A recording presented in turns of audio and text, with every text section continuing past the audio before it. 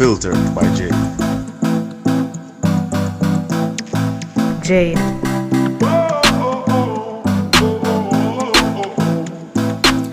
Welcome to the Unfiltered by Jade, where we educate, empower, and entertain.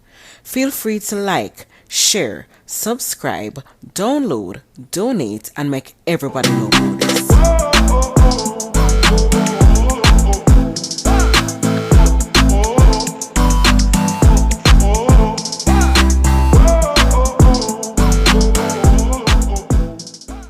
Beats by RB Records.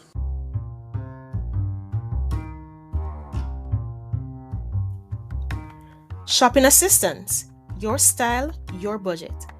Our services include online and local shopping for individuals and businesses, personal shopping, purchasing of company and office supplies, importing and exporting small packages across Jamaica and worldwide, and helping you find unique gifts and items for all events and occasions. Contact us at 876-919-5195 or shoppingassistance2015@gmail.com. Shopping Assistance, your style, your budget. Welcome back to the Unfiltered by Jade. Today we have with us here our guest, Myles Threatt. He is a mentor, a collaborative leader.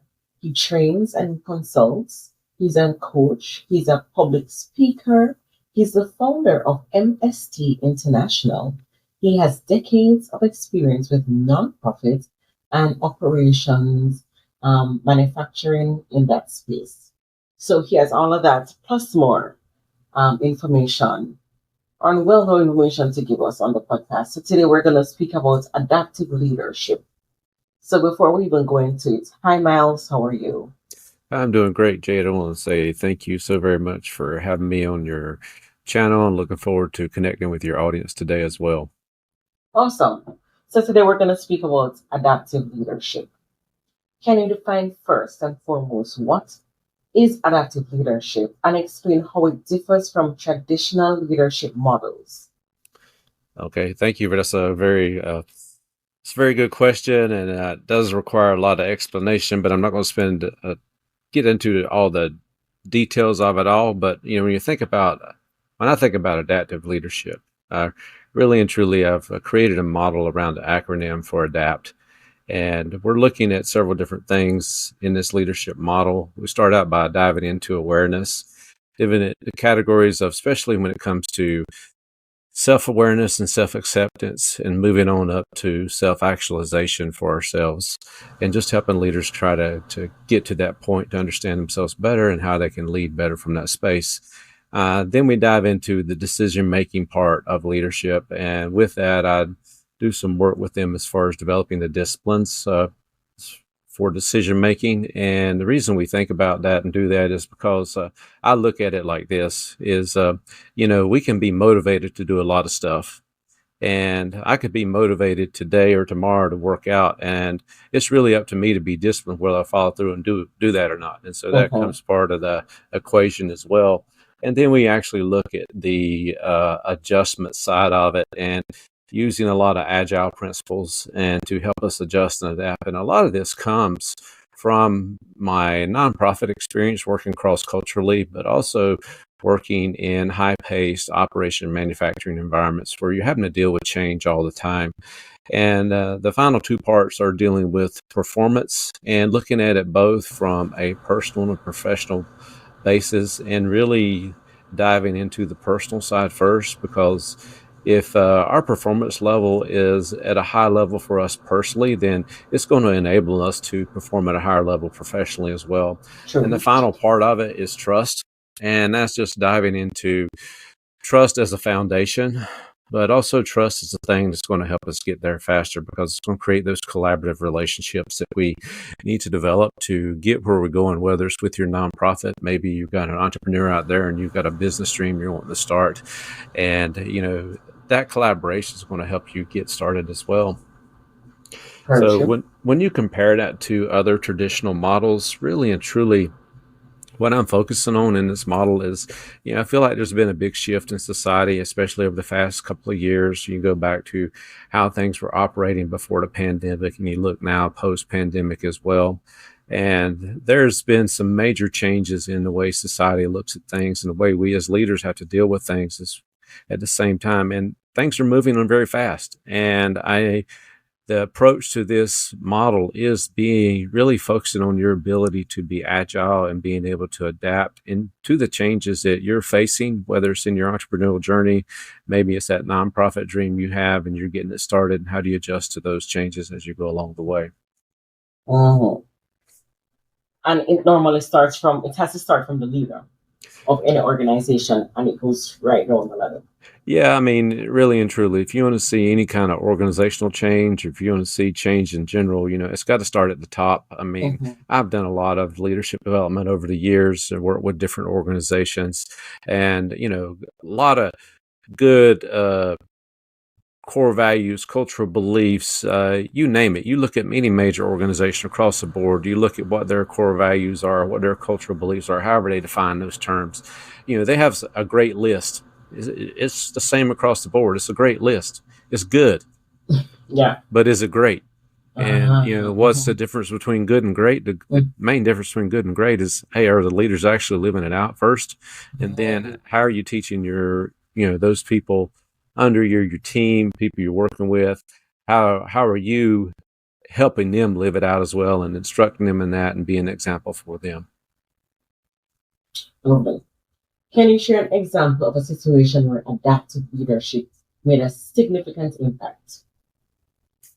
For me, it's been pretty much my whole career when I think about it.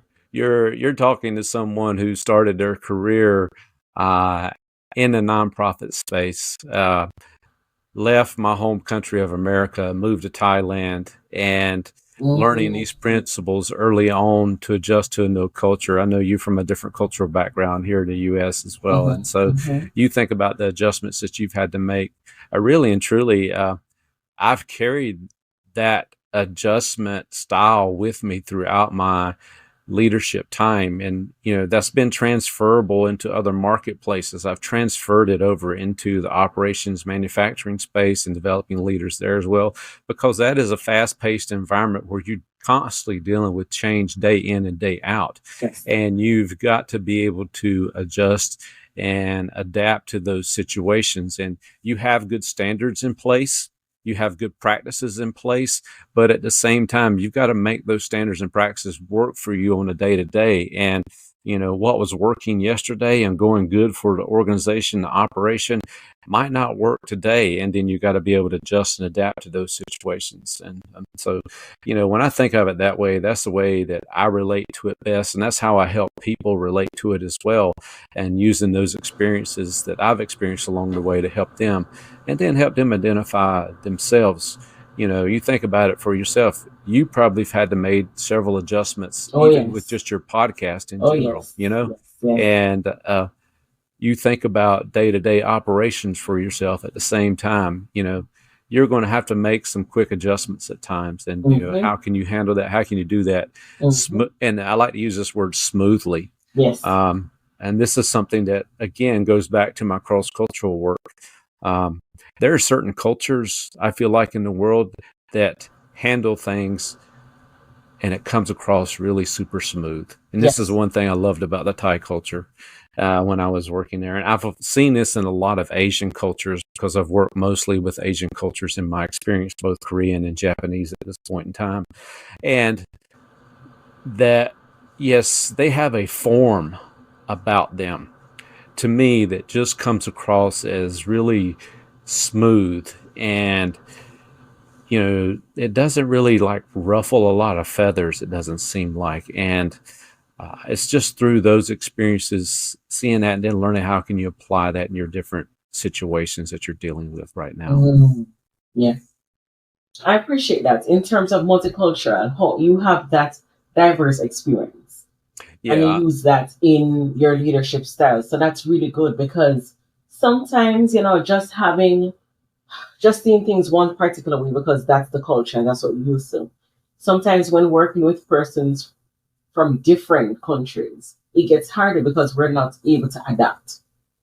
So with having that background where we are diverse in other countries and other areas of our lives will help us in terms of leadership and how to go about it. Yeah, you touched on a great point there. The fact of, it is difficult to work in a very diverse, very cross-cultural team. It can be. Let's just say it that way. It's not necessarily has to be that way. Mm-hmm. And I think for myself, I thrive more and I enjoy more working in those more diverse cultural environments because everybody brings something to the table that can benefit everyone. Yes. And everyone is not going to see it the same ways, which a lot of times can cause conflict. But if you can overlook that and look at, okay, what are they seeing that I'm not seeing? What do I need to take in perspective here to consider in this situation? And it's when we take a step back, and I think we're seeing a lot more of this in the world, and something I promote as well in leadership development is empathy in general. Just putting yourself in that other person's shoes for a moment and take a look at it from that perspective and see for a chance. Because, if we're going to make major change in the world, if we're going to, get that business started that we've been dreaming about, and we're willing to take a step back and take a look from it from somebody else's point of view, just think about how that might help you in the marketplace. Yes. Yeah. Being open to other suggestions is good. Oh, yeah. I mean, I work really closely right now with a Japanese manufacturing company and, located here in the U.S. And you think about Japanese manufacturing and what they've done in the automotive world over the past 20 some odd years or more. Yeah. And, they, pretty much back in the 80s, they started blowing the U.S. out of the marketplace as far as that is concerned.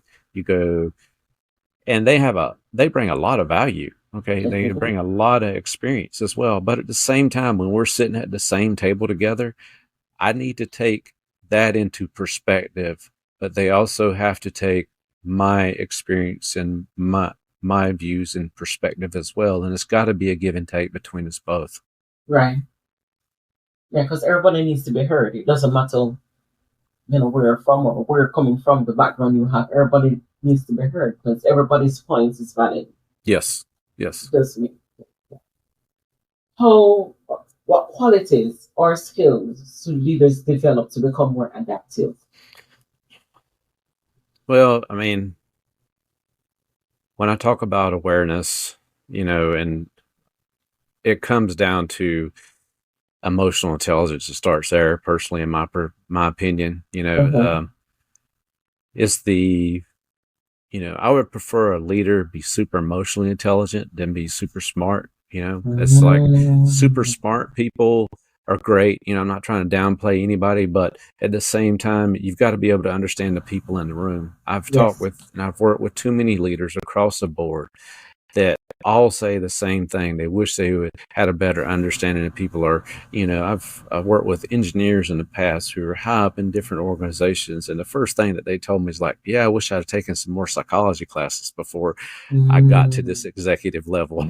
They understand all the engineering part of it, and the engineering part makes a lot of sense because it's pretty straightforward. But then when you start dealing with people, you're dealing with something totally different and new. And I think too right now is I really feel like you've got to be willing to look at other things in different industries and how can you apply them as well in your specific industry right now. If I work with a lot of manufacturing companies, and we use a lot of the same principles, different 5S, Kaizen, things of that nature that are part of lean manufacturing. And those are great principles and good things. And really and truly, if you look at the entrepreneurial space and what I see online, people promoting for entrepreneurs to think about and do and grow their business, you know what they're using? They're using lean principles. Okay. But at the same time, these lean operations, manufacturing organizations, we need to start taking a step back and looking, okay, what are other industries doing right now? The main thing is, what are other industries doing to even get people to come to work and stay at work? Oh, And we're still operating on old models, old methods of the way work should be done. yeah. And we've seen from the pandemic and learned from it, or some people have learned from it, that those old models aren't working anymore, and No. people value their freedom more than they value security right now. Yes, they do. Yes, they do. And we hear bits and pieces about it in the government. It's been a couple of months back, I saw something go across that they're talking about the 32-hour work week, and I think there's some New Zealand's tried it in certain industries in their countries and seen great benefits from it as well. What does that mean to us bottom line, profit wise, all that kind of good stuff? I don't know at this point, but are we even to that point? I could say, based on some operations, that no, to meet the targets and numbers, we're not ready for that yet. But if we got more automated, we could. And those are just the things that when you start thinking about that, you need to start considering for the future. And we spoke about, emotional intelligence. So that's something that you have already touched on, because that was our next question. So I want to go on, how important is feedback in adaptive leadership, and how can leaders effectively incorporate feedback into their adaptive strategies? Well, first of all, I think feedback's really important, and it starts with you as a leader just asking for it. You got to ask for that feedback. You got to, and it goes back to a simple, basic principle in leadership is lead by example. It's so simple, it's so easy, but it's hard to do at times. And you got to be the example of it. So start there, but start with yourself first. And are you asking for that feedback? And then are you actually receiving that feedback? I don't know if you've ever been in a situation, and I've worked with people like this before in the past. Everybody in the room is giving them the same feedback, but they're still in denial. And there's nothing I can do, you can do for that individual. And if you're that leader out there and you're listening to us today and you're getting the same feedback, but you're denying it, well, there's nothing I can do for you right now. There's nothing nobody in the room can do for you. What you need to do is take it for what it's worth and make one step. Just make one step to try to make one improvement in that area. And it's going to take a lot of work because you've developed the habits for so long. Okay. But if you are willing to receive it and put it into place in your life right now and just get consistent with it, are you going to mess up along the way? Sure you are.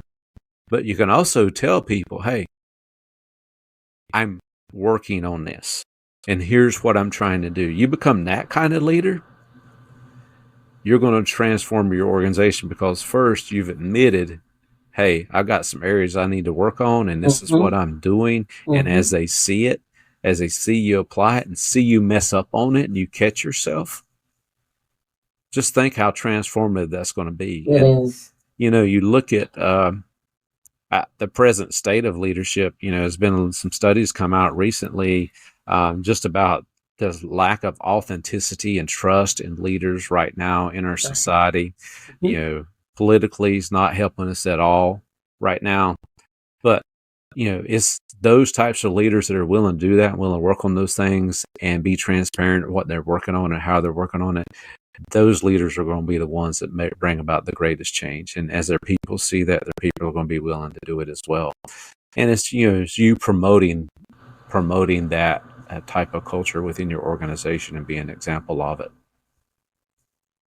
What people also realize also is that receiving feedback is not always negative, even if it's something that is being said that is not being done. It can be reframed to say, okay, what you're saying is, okay, we need to work better so that the organization can thrive instead of taking it as something negative. And I think that's what people do. So feedback in an organization is not personal.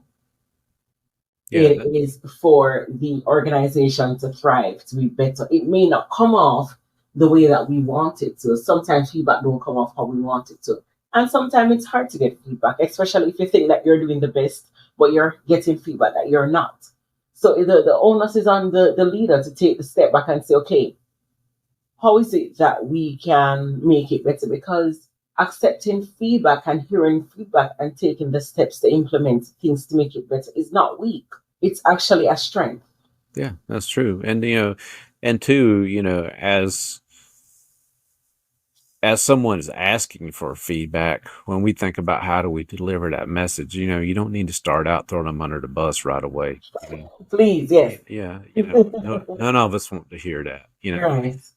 and we probably know of a few things that we can work on, but we also want to know, what have you seen me do well recently? Right. I think most everybody in the world right now, we all need encouragement. It just doesn't matter. It's that positive input first, and then you hit on the areas you feel like they can work on. Give them some clear examples. Where do you see that? Right. If you can't provide the clear examples, you don't have really feedback for them. No, you don't have feedback. You just need to keep your mouth shut at that point. I And agree. And it's off with something, a sandwich method. yes. You start off with something good, you give the feedback, a constructive feedback. Oh yes. And then you end with something because it's always, I see that we're trying. So after you give that feedback and it's constructive and you have examples, Yes. because as Myles says, without examples, there's no feedback. So when it is that you give those examples, then you end it and say, I know that we're trying, so let's try harder to see how we can make it work. Everybody will feel better. But if it is that you, as Myles says, throw somebody under the bus, no one is benefiting because everybody now has a standoffish attitude towards it. Nobody wants to hear that because it feels as if you're attacking their character. No one wants their character or their business to be attacked. So how we do about it, we need to use tact when we're giving feedback. That's so true. That is so true. Yes. Myles, what are the core principles of adaptive leadership and why are they important in today's fast changing world? I built the adaptive leadership model around the acronym ADAPT. So kind of goes back to what we started out with, but the core principles are awareness, and that's starts out with what self-awareness, also working with people to be aware of their market that they're working in, their goals as well, but also going a little bit deeper into self-acceptance, self-actualization for themselves. So really dealing more with the self starting out, and then moving more to decisions and being disciplined about those decisions, coming up with an approach to help you make say fearless decisions. Okay. You're going to have to face some fears along the way, and you're going to have to make some tough decisions. So when you're in those situations, how can you make the tough decision and stick to it and be disciplined in the process to follow through with that, and to at least see it through to a point in time where you feel like you might have to pivot and adjust again or not, but that will tell over time. Right. Then there's the whole adjustment part where we're dealing with more of, when is it time for us to dig our heels in and stick to the plan? And then when is it time for us to pivot? And, just using good agile principles to help us during that process to know, is it time for me to make an adjustment? And one of the things I like to think about, and people have used a quote from Wayne Gretzky, who was a professional hockey player. A lot of people know about him. And he would talk about skating to where the puck was going to be. And in our adjustments, we need to be trying our best to think ahead. Where do we see our industry, our market? Where do we see it going? Right. And how can we get there in a timely fashion where we hit it at the right moment. Right. Okay. And other is just performance. And that's looking at it from a personal and professional level. My belief is that, if you take care of yourself, you're going to be able to perform at a higher level.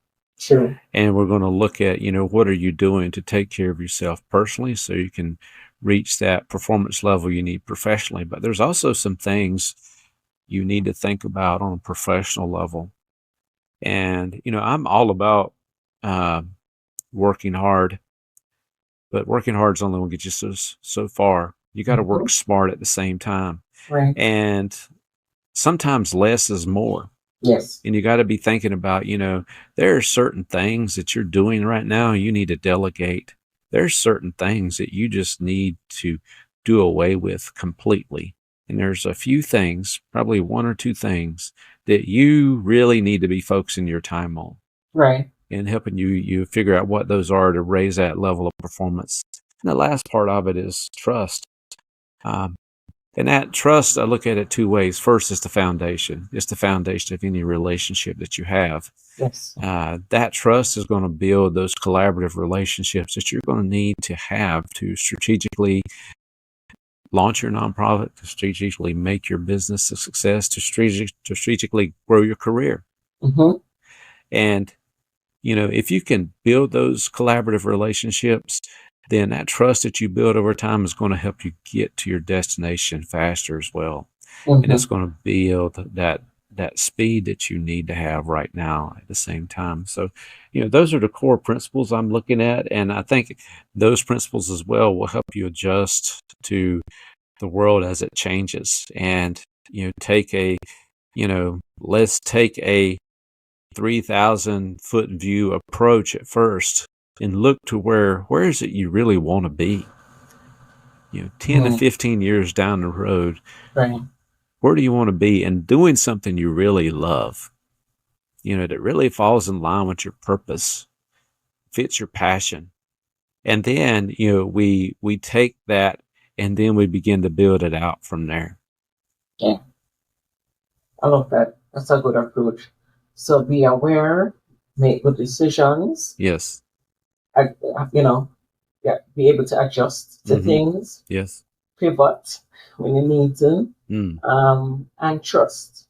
Yes. Don't forget about that performance part there. Yes. Pivot performance. Performance and trust. Yes. Right. Yeah. Right. And I'm going to add think ahead to T. Yeah. When I think about that performance part too, one of the things I think about is, taking massive action. Yes. And I'm not saying taking massive action on several different things. I'm saying let's get really focused on that, that really one good idea you have right now. And let's take massive action on that. Right. Okay. You can be a great idea machine. And I love good ideas, but good ideas don't mean anything unless we take action on them. So let's find that one right now that we feel like we want to really commit on, and let's pull the trigger. Let's go in on that one. Love it. I love it. Myles, where is it that we can find you if people want to connect with you? Well, you can have conversations. Okay. Yes, you can find me on all the social media channels as far as LinkedIn, Facebook, Instagram under Myles Threatt. You just type in my name, MYLESTHREATT. You can find me there. Also have my own website for mstinternational.net as well. You can find me there. It's also, so those are the main locations you can find me at. I'm very active on LinkedIn especially. I also have a small YouTube channel. It's called Legacy Leaders Lounge. You can catch me there as well. I put out some episodes once or every other week or once a week. It just depends on my work schedule right now. Awesome. So you have a lot going on. Yeah, I do. I mean, I know I've, got a lot of things going on in my space for myself right now, but that's a lot of what it's like when you're launching your own dream and trying to make your own dream happen for yourself. And, and that's the first phase of it. And phase one, I know you've probably experienced it yourself. Phase one can get quite hectic. Oh, it can. And I'm wanting to get to phase 2 where I can alleviate some of those things Right. and take them Right. off my plate. And Mhm. that's another approach I take with people as well. Is and this is something be interesting to see your perspective as well. And you working in America, Americans work really hard. We almost work too hard, I feel like at times, and we're used to doing you know so many things at one time, and we've been driven to do that, it seems like. And I love capitalism. I love what it gets us and all that kind of good stuff. But there's also, we need to start reconsidering a little bit, how can we work more effectively? And then, how can you, and it's a good book out by Dan Martell, How Can You Buy Back Your Time? I just read it recently and I love what it taught. And, it's looking at ways of, how can you buy back some of your time to take yourself to that next level? And, there's all kinds of ways that you can do that now. And there's all kinds of new technology. AI is growing so fast, changing the way we do things. And there's just a lot of stuff out there that we could be leveraging for ourselves Yes. to make us more efficient, get more done in less time with less work on our part. I agree with you on that. Sometimes we outsource things to make our lives better. Yes. If not, we'll have burnout. Oh, yeah. And I mean, I'm one of those people that I have to be careful of that one. I think I would classify that as one of my weaknesses. Something I've, there again, we talk about self-awareness. I'm very well aware that I can overwork myself, and it's hard for me to really take a break and rest and feel good about myself resting. Yes, I understand that. I understand that. But you have to look at it this way. Self-care is a part of us doing what we're doing to reach our goal. Yes. If it is that we don't implement self-care in our activities, then we're going to be burnt out. Are we going to be effective in where we want to go and how we want to go about it? Because by the time we reach there, we're burnt out. And we can't enjoy the fruits of our labor. So therefore, so even when you say, you're in the book, that's also a part of self-care. So while reading the book, you're taking your mind off. I mean, you're still be thinking about how you go about business, but it's actually you just being still and reading. Even that alone is important. So sometimes, even if it's 5 minutes, because I can understand that, I see that totally. Taking some time for yourself sometimes make you seem unproductive. And you want to continue working to get where you want to go. But we have to remember, if it is that we're not taking care of ourselves or our bodies, then we can't get to where we want to be. Because at the end of the day, if it is that we're not taking our time to rest, our body will require it at some time. Oh, yeah. I mean, we've seen all the Olympic trials right now, people preparing for Olympics, especially on the U.S. side. And, you think about those athletes and they spend a lot of time training for that moment. But they're also doing a lot of other things behind the scenes that you don't see. Yes, are they doing workouts? Of course they are, but they're also, they got to make sure they're getting the right amount of sleep, they're getting the right amount of nutrition. You got to take care of yourself to perform at a high level like that. Right. And it's no different for, whether you're running a nonprofit, you're an entrepreneur, or maybe you're driving hard to build that career in some corporate organization somewhere. If you're not taking care of yourself, and that's another thing I talk about a lot is, you have a choice. You pay now or you pay later. That's it. You either pay to take care of yourself and you pay later on for medical bills because you didn't, so they have to pay someone to take care of you. Yes, so true. So we choose which way we want to go. Yes. No doubt. No doubt. Oh my goodness, thank you so much, Myles. This was a great conversation. Well, thank you, Jade. I really appreciate you having me on your channel, and I enjoyed it so much. And I just appreciate your audience as well, and just hope to see them connect with me on the different social channels. And I look forward to see how you continue to grow your podcast and how you make an impact on the world as well. Oh, thank you so much. And thank you so much for the enlightenment that you gave us in terms of adaptive leadership. There's so much to gain from it. And I'm hoping that listeners, leaders out there will listen. And I'm take what you have said and run with it, because it's important for a company that wants to, thrive. It's important to listen and be adaptive in that circle, in that community. Yes. That's where, that's where the leader. So Yeah, and thank you so much to my listeners on the Unfiltered by Jade. And we'll be back next week, Tuesday. Thank you.